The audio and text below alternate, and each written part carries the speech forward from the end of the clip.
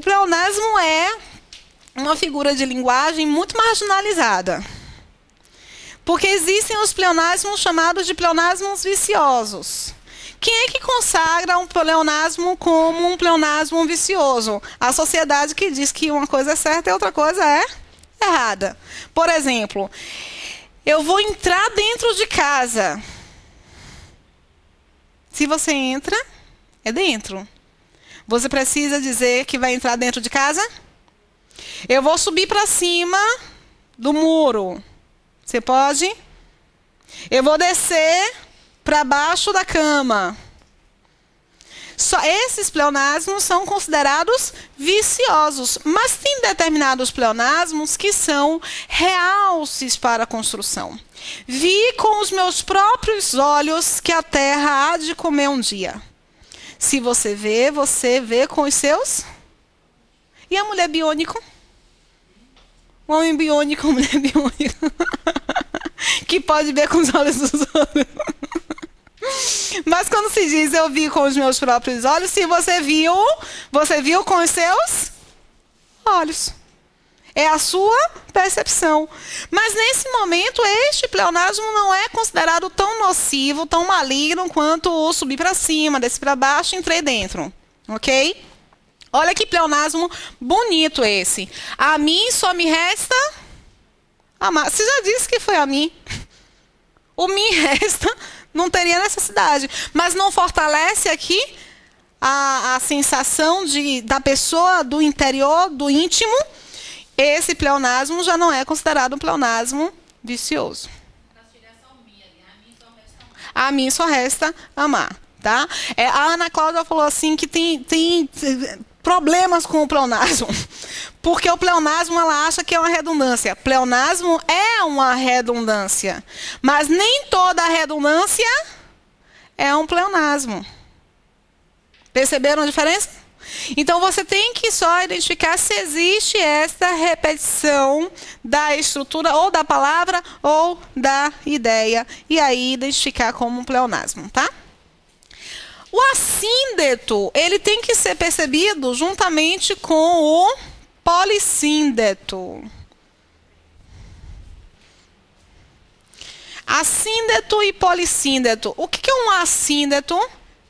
Vocês sabem o que significa síndeto? Síndeto é a mesma coisa que conjunção. Então, quando eu digo assíndeto, esse A é a ideia de negação, sem, de ausência. Sem conjunção. Sem conjunção. Polissíndeto, poli dá a ideia de quê? Muitos. Então, muitas conjunções. Mas por que o assíndeto e o polissíndeto são tão importantes para a estilística do texto? Pelo seguinte, coloquem 2 exemplos. Coloquem aqui, exemplo 1. Correu, vírgula, nadou, vírgula, morreu na praia.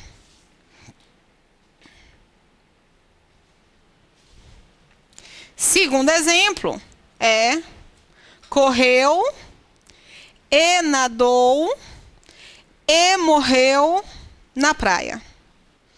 E aí? Vocês acham que tem alguma variação na estilística? Na segunda da ideia de soma, né? Na segunda da ideia de soma, na perspectiva de que parece que tudo aconteceu na mesma hora. Não deu tempo nem de respirar. Né? O assíndeto e o polissíndeto, eles vão gerar esse tipo de percepção. Ou você tem uma percepção mais rápida das ações, ou você tem uma percepção mais lenta da ação. E a depender de qual é a intenção do autor, identificar uma intensidade ou um retardamento é importante para o final do texto. Deu para entender direitinho? Assíndeto e polissíndeto. Nós temos aqui a próxima figura, que é justamente a figura do anacoluto. Essa eu acho interessante vocês pensarem em paralelo. O anacoluto, olha, pensem no anacoluto juntamente com a anáfora. Porque eu tenho ana, ana. Sabe o que significa a estrutura ana?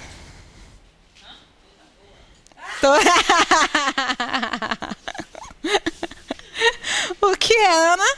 Toda boa. Ana é uma estrutura que pode significar ou interrupção, ou repetição, ou retomada. A cara da outra. Então, ana significa interrupção, ou repetição, ou retomada. O anacoluto e a anáfora, eles vão ficar muito próximos por causa dessa estrutura inicial, tá? Do ana. Então, normalmente a gente lembra da anáfora.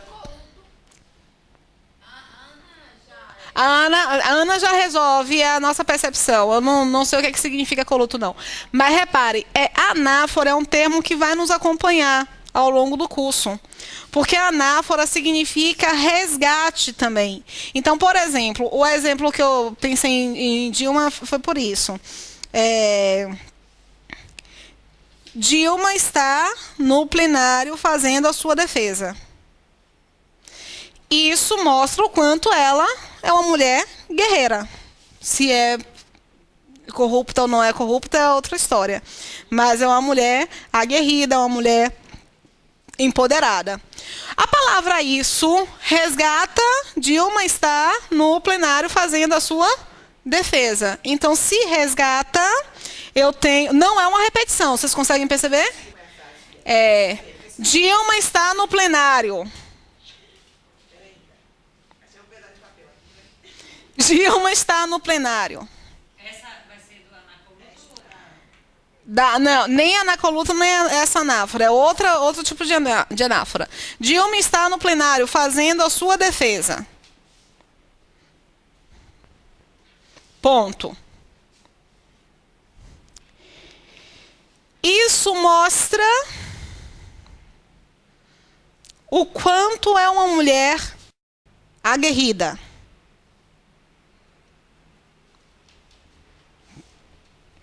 A palavra isso resgata toda uma ideia, não é? Não resgata? A palavra isso se refere a Dilma estar no plenário fazendo a sua defesa. Então, esta referência é também chamada de anáfora. Ajuda a estabelecer coesão textual. A anáfora retomada ajuda a estabelecer coesão textual. O isso.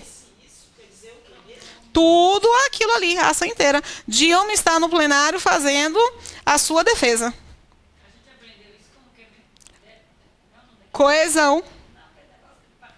Anáfora, catáfora, desde com a situação. É para frente. Anáfora é para trás. Idêntico é a situação. Essa é a anáfora. Essa é a anáfora de coesão textual. Só que esta anáfora aqui não é a anáfora de coesão textual, não. Não é a mesma. Essa anáfora é a anáfora da repetição. Tem que ser a repetição da palavra em si. A outra anáfora é referência. É uma retomada. A palavra foi uma referência também. É pau, é pedra, é o fim do caminho. Você está repetindo, o termo é. Sim, mas esse exemplo de Dilma que você deu, então é aquela outra. É a anáfora de retomada. Ok? Para não confundirmos, porque a anáfora de retomada não é figura de linguagem. A anáfora de repetição é figura de linguagem. Deu para entender?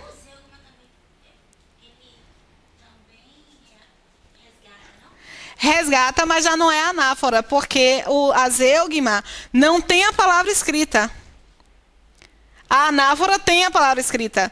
A Andrea falou uma coisa interessante. Veja só, Jasmin. Jorge e Vinícius chegaram cedo. Eles disseram que Ana não havia chegado. o eles está escrito. Aí faz uma retomada do termo Jorge e Vinícius. Isso aqui é a anáfora de retomada. Não é uma repetição, porque eles não é a mesma coisa de Jorge e Vinícius, é outra palavra. Ok? Então, isso aqui é retomada. A zeugma é quando eu não tenho este eles escrito.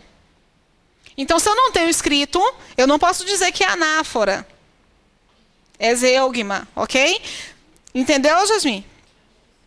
Entendeu? Beleza? Mais ou menos. Vamos lá. Aí, esta anáfora aqui é a anáfora da repetição. É pau, é pedra, é ao fim do caminho, é um resto de toco, é um pouco sozinho. São as águas de março fechando o verão. É só o verbo ser. Exatamente. É essa repetição. A anáfora figura de linguagem é o quê? Repetição. A anáfora coesão textual é retomada. Beleza? Vamos lá. Aí você encontra o anacoluto. A anáfora é repetição e a anacoluto é interrupção, porque ana significa o quê? Ou interrupção ou retomada. Deu para entender direitinho? Se vocês identificarem o sentido dessa estrutura, fica simples perceber, tá? Aí este anacoluto é uma interrupção, é um corte brusco que faz com que um determinado elemento fique sem função. Rose, como é que isso funciona? Canivetes. Não me agradam armas brancas. Quando eu vou analisar aqui essa estrutura não me agradam armas brancas, eu tenho armas brancas sendo o meu sujeito. Além do anacoluto, portanto, eu tenho um hipérbato. Aí, armas brancas é o sujeito, agradar. O que agrada, agrada alguém. Esse mim é o objeto do verbo agradar. Ok? Só que o canivetes é um termo que está se relacionando com armas brancas. Mas, veja, se relaciona com armas brancas, mas pode ser retirado, não pode? Tem uma função aqui para ele? Não. É como se eu tivesse apresentado canivetes. Ah, meu Deus, eu não quero falar só dos canivetes, não. Eu quero falar de qualquer arma branca. Entenderam?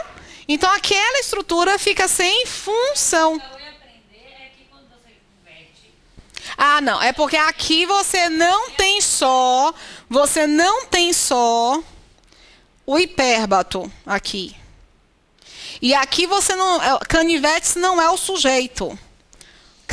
Armas brancas é o sujeito. Porque se canivetes fosse sujeito, teríamos essa vírgula? Não, porque nós não podemos separar sujeito do predicado. Então, aqui eu não tenho somente a inversão. Eu tenho uma palavra que fica meio que boiando nessa ideia toda. Eu tenho, por isso, o anacoluto. Deu para entender direitinho? Então a frase seria: não me agradam armas brancas? A frase é essa. Esse aqui é um apêndice que fica sem funcionalidade. Porque eu não posso ter... eu posso ter dois núcleos para o sujeito de um determinado verbo. Mas devem ser núcleos diferentes. Como o exemplo Jorge e Vinícius. É a mesma pessoa? Não. Mas armas brancas e canivetes, para agradar, é o mesmo sujeito. Eu desisti de dar uma informação somente para canivetes e ampliei para armas brancas. Então, a palavra canivetes ficou sem função. O anacoluto é quando tem uma interrupção e a palavra fica sem função. Deu para entender? Uma aluna me perguntou: Rose, isso tem a ver com o objeto direto pleonástico? Aí eu olhei para ela e falei assim: rapaz, você foi fundo. Sim, tem a ver com o objeto direto pleonástico. Todo objeto direto pleonástico é um anacoluto. Por exemplo,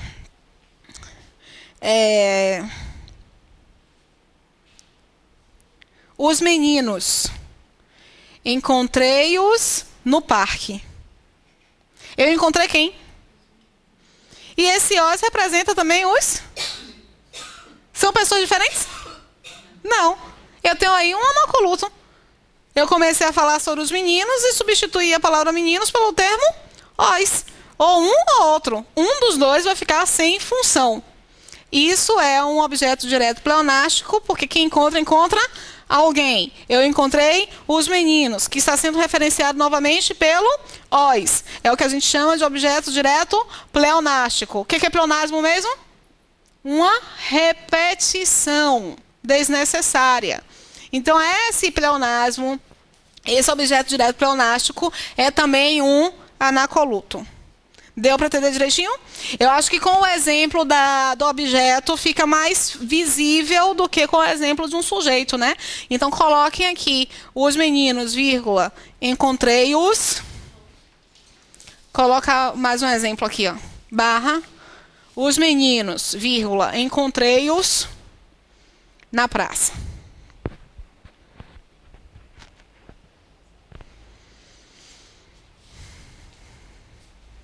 Figura de linguagem é uma aula dividida em duas, viu? Mesmo. Encontrei-os na praça. Aí você pega uma setinha de os meninos e liga com esse os. Aí identifica esse elemento como anacoluto, tá? Essa relação aqui como anacoluto. Meninos e os. E aí coloca como anacoluto. É essa repetição. Esse corte abrupto em meninos, vírgula, encontrei-os na praça. Isso que é o anacoluto. Quando se pede o anacoluto, seria a frase ou seria as expressões, o pronome artigo? Quando se cobra numa prova, o anacoluto seria com base na frase ou para você? Não, ele vai te dar a frase e vai perguntar se tem anacoluto naquela frase. Então, você tem que saber o que é o anacoluto. E o anacoluto ele só vai ser percebido se você identificar dois termos aqui que representam uma mesma função. Pense na lei da física. Dois corpos podem ocupar o mesmo espaço? Não. Então, sujeito composto... Isso não é um sujeito composto. Porque não são dois elementos de representatividades distintas. É o mesmo elemento, igual a meninos, encontrei-os no shopping. Isso também é um anacoluto, tá? Silepse. Eu vivo dizendo que se eu adquirir um dia uma cadela, o nome dela será Silepse. Porque é bom, é gostoso falar. Chama aí, gente, Silepse. Ó, a cara de Vitória. Silepse. Ah, não, gente, pronuncia aí Silepse para vocês verem se não é gostoso falar. Silepse. Não, faça a entonação adequada. Silepse. Silepse. Aí eu assisti ontem. Capitão América e X-Men. Na verdade, Capitão América, Guerra Civil. E X-Men. E o que é aquele Capitão América, gente? Você não sabe quem é Capitão América? Não, o que é o do filme? Sim, o do filme, o ator. Capitão América, gente, pelo amor de Deus. De X-Men, vocês lembram quem é Wolverine, né? Aí eu assisti, Wolverine apareceu rapidamente. Aí repara só. O que é Capitão América ou Wolverine falando pra você? Gata, gente, vamos ali. Oxe, eu vou, minha filha. Eu vou, lógico. Olha, eu estava conversando com, na sexta-feira, eu estava conversando com uma pós-doc de enfermagem. Aí ela disse que foi uma vez para uma festa e tinha um garçom que era a coisa mais linda do mundo. Não, minha filha, ela disse assim, cara, esse garçom é muito lindo esse garçom é muito lindo, eu vou ficar com esse garçom. Aí a amiga falou assim, ai fulana, você com pós-doc, ficar com garçom. Ô minha filha, você já ficou com um homem tão bonito quanto esse? Mas repare, a questão da Silepse, se por um acaso o garçom, que era o mais lindo, com o qual ela ficaria na vida, Wolverine ou Capitão América, a gente não acredita, vocês não assistiram Capitão América. Se ele disser, gata, a gente vamos sim. Porque eu respeito as variações linguísticas. O que ele produziu ainda você no respeito ao erro. Ele fez uma silepse. Silepse é uma concordância ideológica com a ideia. Ele pensou, sou eu e você. Eu e você somos a gente. Então, a gente, vamos juntos. E eu vou dizer, vamos, filho. Depois eu te dou umas aulas de português. Nem toda a silepse é marginalizada, gente. Eu tenho uma silepse aqui, ó, por exemplo, um bando de crianças faziam barulho. Isso aqui eu posso, viu? Por quê? Porque o sujeito é justamente um bando de crianças. Mas qual é o núcleo do sujeito? Não é. Porque crianças é um termo que está precedido por preposição. Nós não podemos ter núcleo do sujeito precedido por preposição. Então, a palavra bando é o núcleo. Este verbo ele pode concordar com o núcleo do sujeito ou com sua relação de parte. Ontem eu voltei a postar na fanpage do curso. Na verdade, foi na fanpage Rose Sampaio. Na fanpage, há o conceito de sujeito partitivo. Esse bando é constituído pelo quê? É constituído de crianças. Crianças são as partes que compõem o bando. Então, eu tenho um sujeito partitivo. Neste momento, meu verbo pode concordar com o núcleo do sujeito ou com sua parte. Aí eu posso. Um bando de crianças fazia barulho, concordando com a palavra bando, quanto um bando de crianças faziam barulho, concordando com a ideia e, por isso, produzindo uma silepse, que é justamente a nossa concordância ideológica. Deu para entender direitinho? Belezinha? Pensem na silepse. Sim. Sim. Ó, esse ou faziam concordando com crianças, concorda, portanto, com a ideia, ou com o bando. Quando ele concorda com a palavra bando, ele está concordando com o núcleo do sujeito. O núcleo do sujeito aqui não pode ser a palavra crianças, porque está precedido por preposição. Eu posso colocar fazia barulho, assim como está correto colocar faziam barulho. Ok? Belezinha? Bom, o que nós vimos aqui nas figuras de sintaxe? Nós identificamos nas figuras de sintaxe, gente, a necessidade de saber função sintática. A necessidade de saber, de retomar princípios básicos acerca de sujeito, predicado, objeto. Sem isso, a gente não consegue progredir. Tá? Mas a gente conseguiu também analisar que essas mudanças estruturais culminam em uma estilística, em uma sensação que eu produzo no meu leitor. Aqui, por exemplo, na silepse, eu penso nas crianças. Eu não penso mais nas crianças? Se eu colocar fazia barulho, eu vou pensar como se fosse uma massa. Né, sem essa individualidade. Então, o que eu estou gerando no meu leitor, a partir da utilização, faz toda a diferença. Eu pensei que eu não iria conseguir dar aula sem escrever. Mas consegui. Metade dos candidatos, eu quero o verbo perder. E prova. Pode escrever. Metade dos candidatos, perder o verbo, prova. Dos candidatos perder, deixa um espaço e provas. Não, deixa um espaço para perder e provas. Você vai colocar esse verbo perder como? Metade dos candidatos perderam. Porque você está concordando com candidatos. Candidatos é o núcleo do sujeito? Não. Porque eu tenho dos candidatos, que é uma preposição. Então, você pode concordar com dos candidatos? Pode, mas quando você concorda com dos candidatos, você não está concordando com o núcleo do sujeito. Você está concordando com a ideia. Você está produzindo uma sílapse. Ok?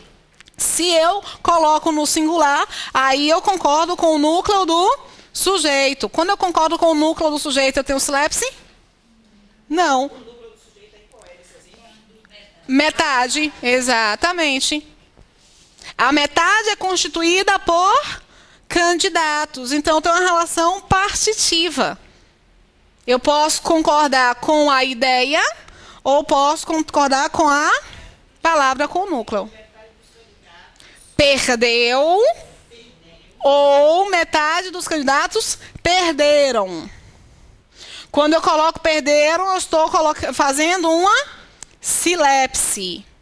Mas quando eu coloco perdeu, eu não faço sílapse.